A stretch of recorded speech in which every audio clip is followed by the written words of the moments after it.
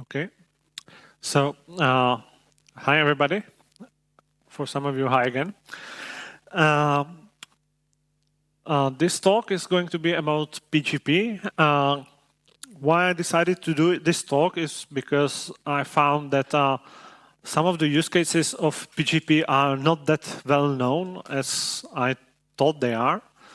And I found that it might be helpful to some of you, hopefully. And while I did, I wanted to speak a little bit about PGP in general. And yeah, after this talk, there is another talk in Czech about PGP key signing party that is going to happen in about 1 hour.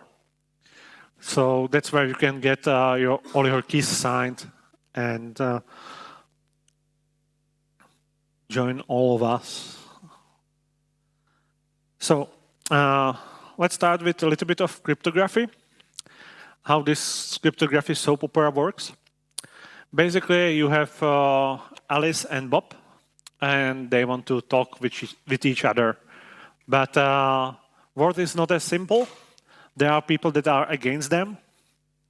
And you have this guy that is Mallory and is trying to send fake messages and trying to break them apart. And then you have this girl Eve that is trying to spy on Bob and stuff like that. That's the basic setup that you are starting from. And cryptography is here so that those two can get together and can live happily ever after. So, some crypto theory. We have something that is called symmetric ciphers and something that is called asymmetric ciphers. In symmetric ciphers, basically you have the same key that is being used for encryption and decryption. Advantage of these ciphers is that they are usually fast, but disadvantage is once you have a key, you have access to everything. And exchanging the key is therefore kind of hard. Then you have asymmetric ciphers. They have two keys. One is public, another is private. The public key you can share with everybody. And the private one is the one that you have to keep secret. So if you want to encrypt the message, if Alice wants to send something to Bob, she uses her private key and his public key, and then only the Bob can decrypt it using his private key and Alice's public key. And the public keys are something that can be well known, so they can share it among their friends. And they don't have to physically meet if they trust enough friends. So they can have 10 common friends and let each one of them confirm that the public key is correct. And that's called Web of Trust. So asymmetric keys are slower than symmetric ones, but you have the advantage that public keys can be made public. So that's as far as I will go into theory. Now let's go for another fun subject, and that's history. Long time ago, RSA was published. After some time, elliptic curves were discussed as another option in cryptography. And PGP, where we start, is 1991, when Phil Zimmerman wrote PGP using custom symmetric cryptography. But because he was paranoid and free thinking and stuff like that, he made it available including sources. He wanted to make sure that everybody can use it, everybody can encrypt their messages, and they can share share all the conspiracy theories and stuff like that in secure manner so nobody can spy on them. He also introduced in 1992 a Web of Trust protocol.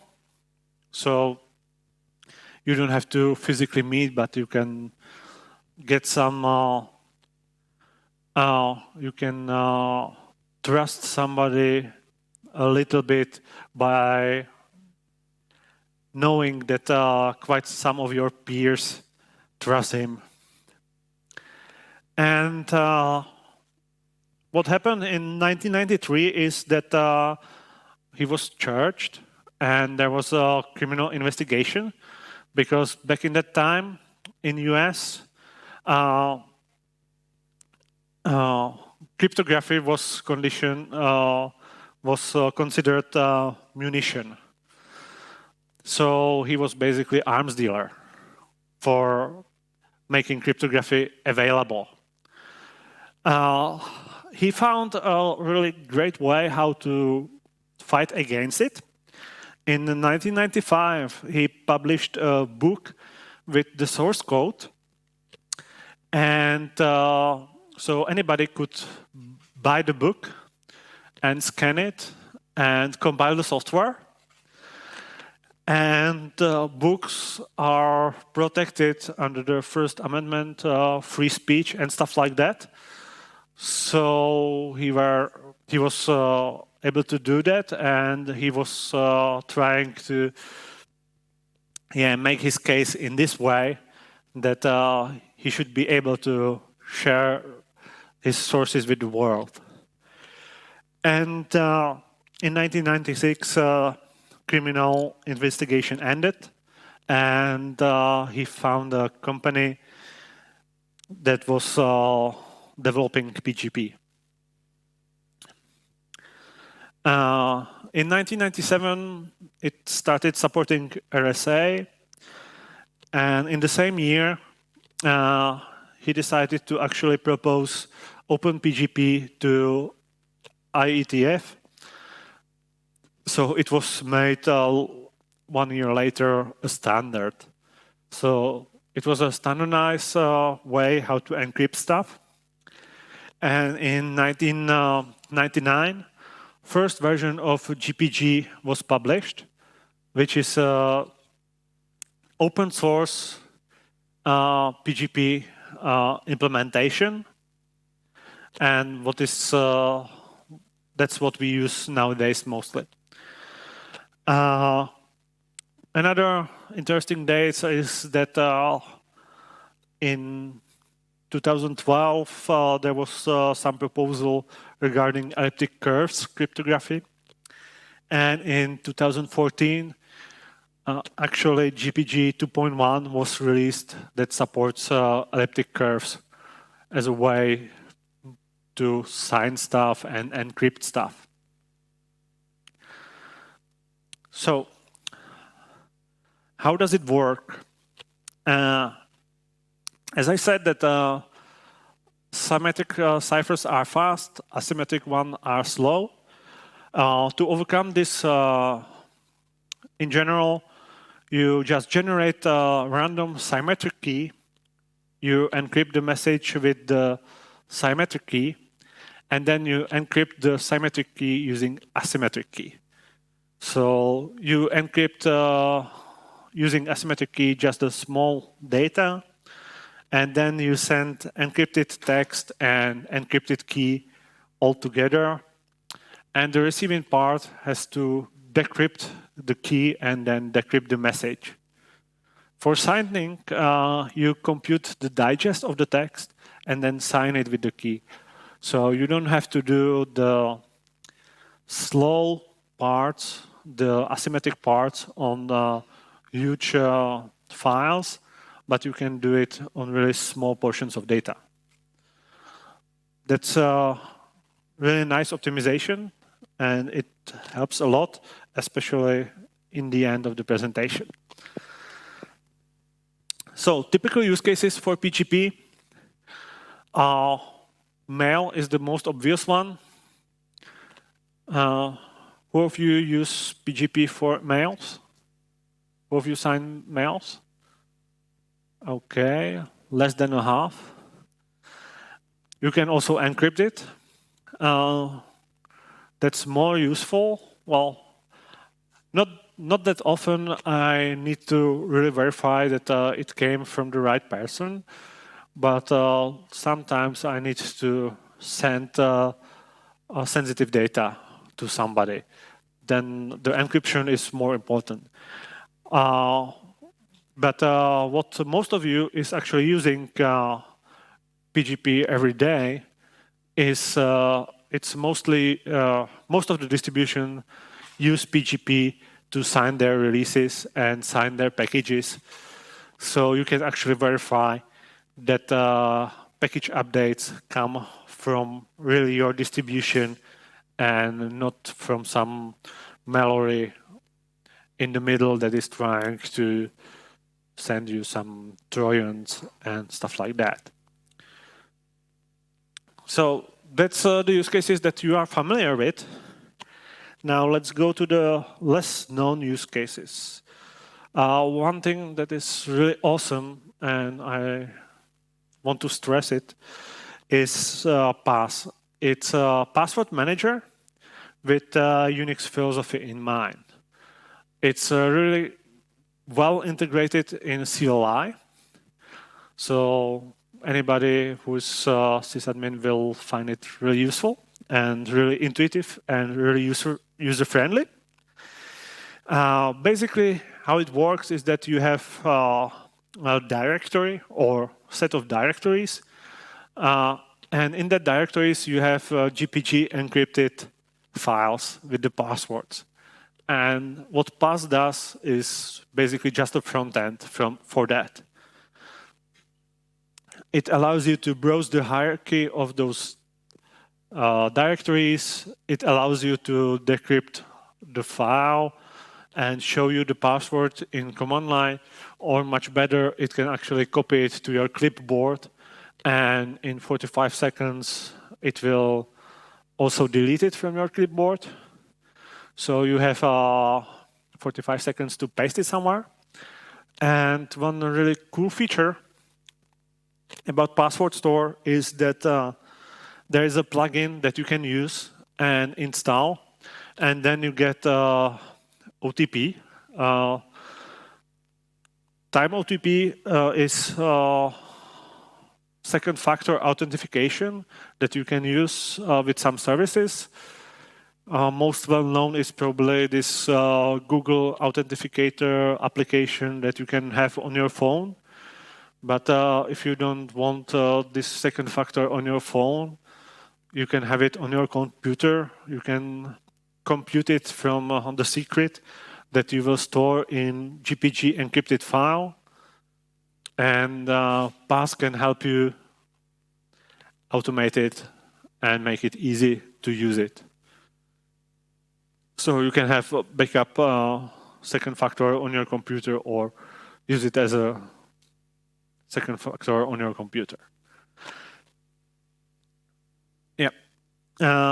One thing that is also not so well known is that you can actually use PGP keys also to authenticate using SSH. You have to have authentication subkey when you are creating the keys, and when you are creating subkeys, it's one of the questions that you have to ask: what type of the key are you looking for? And authentication is one of the options. Then you can enable it in GPG agent. And when GPG agent is running and you try to access some remote server, then it can authenticate you using your GPG key. So you don't have to have SSH key. You can have one GPG key to rule them all. And you can get it by running some simple command. So if you have a GPG key that is basically encrypting and protecting everything, you need to make sure that you have it secure. So you put it on machine that you are root on, no one else has access to. Best case, encrypted hard drive, no internet connection and stuff like that if you are really paranoid. And preferably, you will be using just some subkeys that you can throw away and keep your main key in some secure offline space. This sounds hard to protect your keys. So there is another way, and there are hardware tokens. There are plenty of them available on market. Most well known is something called YubiKey. There is also something called NitroKey. But what I want to speak the most about is GNU token. And the interesting part about the GNU token is that it is open source one. It's a project of a free software initiative of Japan. It's open source software. It is running on STM some numbers. But the good part about these STM some numbers is that they are really, really cheap. And you can get them for something like $4. And it supports even more chips. And you can compile it by yourself, you can modify it, you can flash it. Those STM chips have some protection for reading out the flash that is inside. You trigger some fuse, and then nobody should be able to read the content of the flash. And to be able to read it, you have to trigger it back. And if you trigger it back, it will erase all the content of the flash. I think it's mainly targeting closed source developers. But yeah, we know how hardware works and how we can trust the implementation of all security features in hardware nowadays. There is another part, and that is that your key is stored on flash encrypted as well. It's encrypted using AES, and as a key is used your PIN that you enter when you set it up. And there is also experimental KDF-DO feature, which is something that use your PIN and compute few hashes of it, and then you use that hash as a key to your key. So you get a stronger password, basically. There's a website for that. So how does it work for real? So this is my GNU token. It doesn't look that fancy as YubiKey. And it's a little bit more fragile. I actually have a few pieces of aluminum at home, and I want to put it in the box, but I wanted to show it to you here naked. And yeah. Is it kind of visible? Okay, so I will put it in, and I created a special user account on my notebook for this demo. What it has in his home directory is, yeah, pretty much nothing. There is an agent file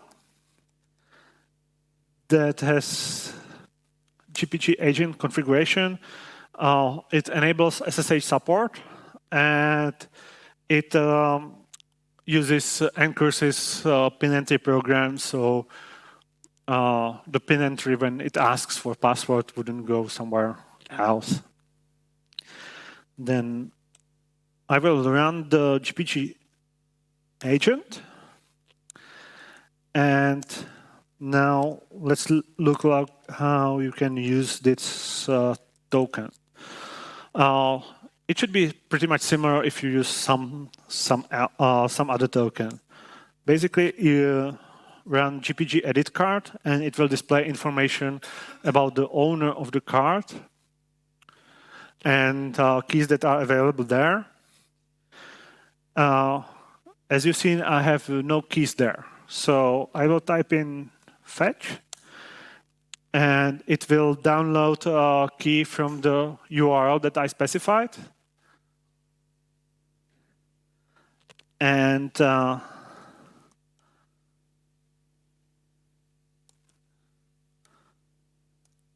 now I have a private key available because it's stored on the token.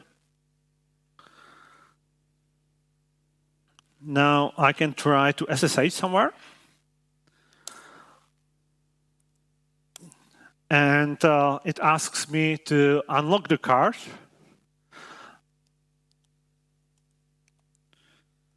I enter my PIN, and I'm on my server. And yeah, as you probably know, GPG caches the key, so I can return back. But once I unplug the card, it starts asking for the password. So this, and there's no easy way to get the key from the card. So I can use it even on computers that I don't trust that much. And just one more example is the password store. How does it work? Yeah. I took it out. So yeah. I ask pass for what is the web/hello password, and it says word. And if I want to edit it somehow, it will just open up the editor. I can enter different password.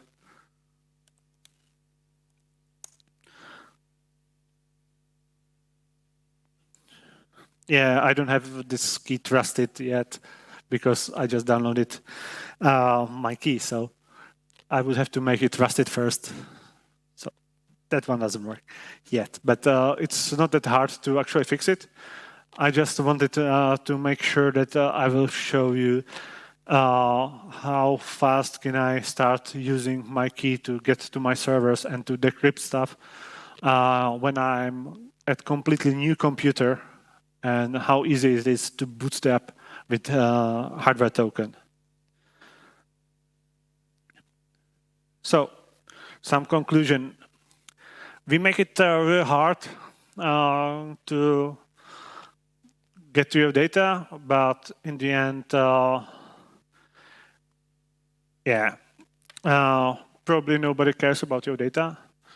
And if they care, they will torture you or kidnap somebody you care of or something like that, more than they will actually try to crack your ciphers. So there is different danger there. It might be easier to just keep your data open and safer. But yeah, that's all I had prepared. Do you have some questions, some comments, some remarks? You can also ask in Czech, and I will translate for the recording. Yeah. So I see no question. So enjoy the. Oh, one question. Yeah.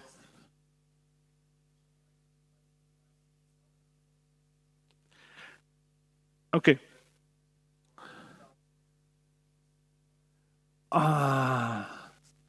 Yeah.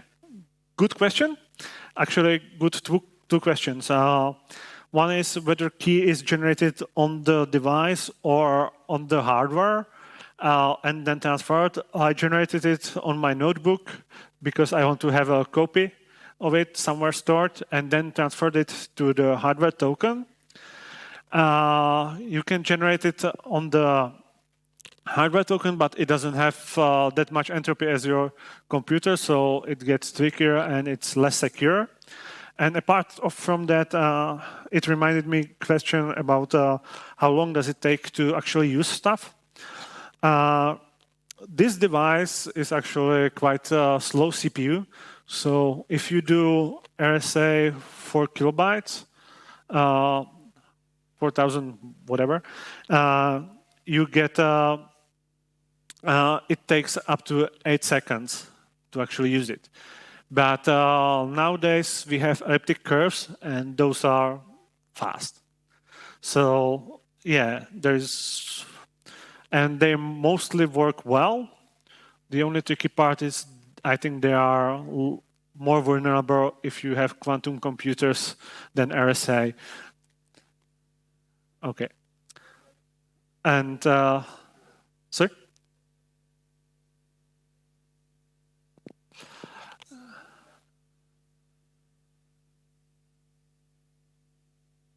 Yeah, discussion for cryptography, there was a different topic there. And unfortunately, I have to end up now to give time to next speaker. Thank you for your questions. Thank you for your attention, and see you around.